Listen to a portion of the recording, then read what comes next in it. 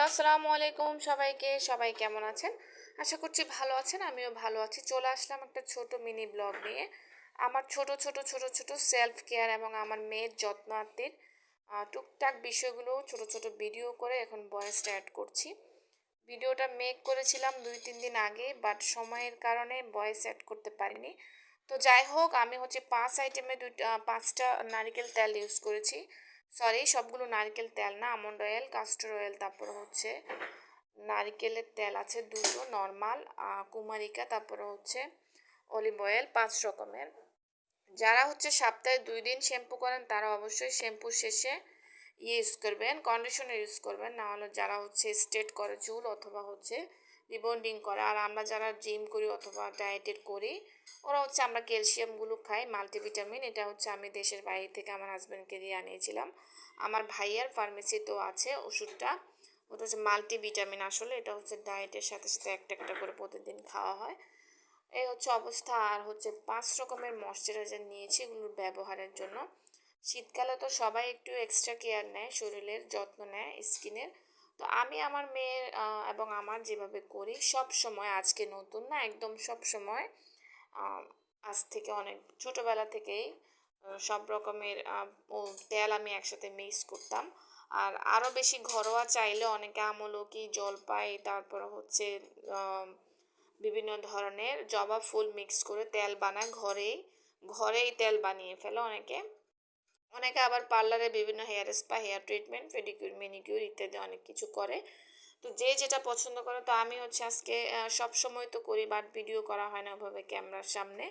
So আমি আজকে একটা ছোট মিনি ব্লগ নিলাম। এটা হচ্ছে মাথা ব্যথার, যদি কারো মাথা ব্যথা করে।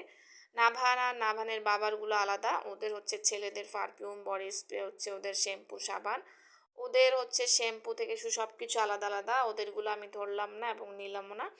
ওটা আমার বিষয় না, ওটা আমার টপিক না। ছেলেদেরগুলো আলাদা। আর আমরা মামের যা যা ইউজ করি তাই নিলাম। টুকটাক আমার সব কিছু এলোমেলো থাকে, আমার কোনো কিছু গুছানো থাকে না। কিছু ড্রেসিং টেবিলে, কিছু ওয়ার্ড্রবে, কিছু আমার পড়ার টেবিলে, কিছু হচ্ছে আমার হচ্ছে স্ট্রিট আলমারিতে, কিছু নর্মাল আলমারিতে, কিছু ওয়ার্ড্রবে, এভাবে এলোমেলো। তো আমি যখন যেটা ইউজ করি, সপ্তাহে আমি নর্মালি 2বার শ্যাম্পু করি, আমার মেয়েকেও করাই। তো আমি হচ্ছে কেমন কন্ডিশনারটা ইউজ করার চেষ্টা করি সব সময়। যারা হচ্ছে হিজাব পরে ওরা সব দিক থেকে বেঁচে যায়। হিজাবি যারা, ওরা যারা হচ্ছে একটু হেয়ার স্টাইল করে, ওদের জন্য আসলে এই প্যারা যন্ত্রণাদায়ক। সো যাই হোক, দেশে এখন বর্তমান ট্রেন্ড আসছে কাজের বুয়া নিয়ে। সো কারা কারা কাজের বুয়া নিয়ে টেনশনে আছো, তা কাজের বুয়া খুনও করে ফেলতেছে মানুষকে। সো যাই হোক, আমি আমার মেয়ের মাথায় তেল দিয়ে দিচ্ছি আলতো করে। ও পড়তে বসছিল আর ও চুল ধরতে দেয় না আমাকে, একদম আমার মতো হচ্ছে চুলগুলো। তো আমি ওকে আস্তে আস্তে করে আদর করে করে চুলগুলা হেয়ার ম্যাসেজ করছিলাম। সো বন্ধুরা, তোমাদেরকে যে কথা বলতে এসেছিলাম, কাজের মহিলারা যেভাবে খুন করতেছে মানুষ, এভাবে তো বাসায় একা থাকা রিস্ক। তো তোমাদের ভাইয়াকে আমি বলেছি যে আরেকটা বিয়ে করে ফেলুন, এতে করে আমার হচ্ছে কলিগ আসবে, আপনারও সুবিধা হবে, আমারও সুবিধা হবে। বাট তোমাদের ভাইয়া তো রাজি হচ্ছে না। আমি চাচ্ছি করাতে, বাট উনি রাজি হচ্ছে না। কি করব বলো, আমাকে এর জন্য একটা সমাধান দাও। কি আমি করব আমি জানি না, তবে হ্যাঁ, এটা করা যায়। যেহেতু কাজের বুয়ারও সংকট, আর কাজের বুয়া তো খুঁজে পাওয়াও যায় না, অনেক টাফ। তো 2 কলিগে একসাথে মিলে কাজ ভাগাভাগি করলাম। কি বলো বন্ধুরা তোমরা? এই হচ্ছে অবস্থা। তোমাদের ভাইয়া হচ্ছে হাসে, মুচকে মুচকে হাসে, কি করবে আর। বলে আর কি হয়তো বা যে আমার বউয়ের মাথা আসলে কি গেছে নাকি। তো যাই হোক, নাভিয়ার মাথায় তেল দিচ্ছি, দেখো কেমন লাগে। আর আমার মেয়ে চুপচাপ বসে আছে। তেলগুলো, 5 রকমের তেলগুলো যখন তোমরা মিক্স করবে, তখন হচ্ছে সেগুলো এইভাবে এরকম একটা লেমন কালার আসবে 5 রকমের তেল মিক্স করলে। সো যারা হচ্ছে আমার মতো এভাবে ঘরোয়াভাবে তেলটা বানাতে চাও, এভাবে বানাতে পারো। আর বিভিন্ন ধরনের ন্যাচারাল তেল তো আছেই মার্কেটে, যদিও মার্কেটেরগুলো একদমই ভালো না। এই হচ্ছে অবস্থা আমাদের মামের কন্ডিশন।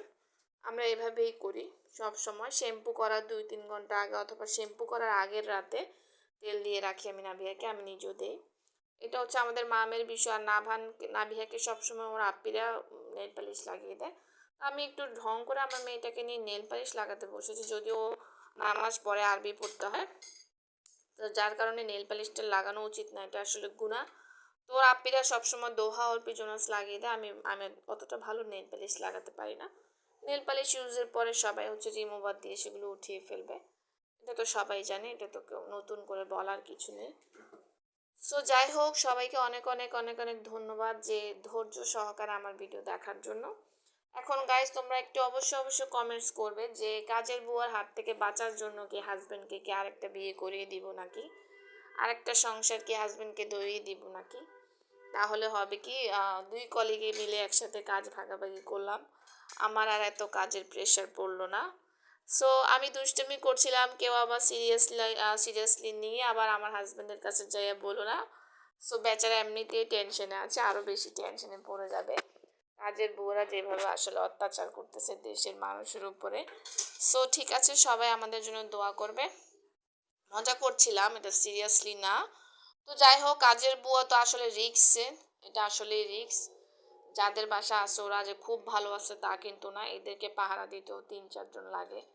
ঘরে অলওয়েজ সবসময় মানুষ থাকতে হয়। আমার শ্বশুরবাড়িতে একজন আছে, সেম অবস্থা। আবার কাজের বুয়া না থাকলে অনেক ফ্যামিলি পুরাই অসহায়, পুরাই অবস্থা খারাপ হয়ে যায়। ভারী কাজ করার জন্য, দুই একটা কাজ করার জন্য লাগেই, মাস্ট বি। তো যাই হোক, যে দৃশ্য আমরা দেখছি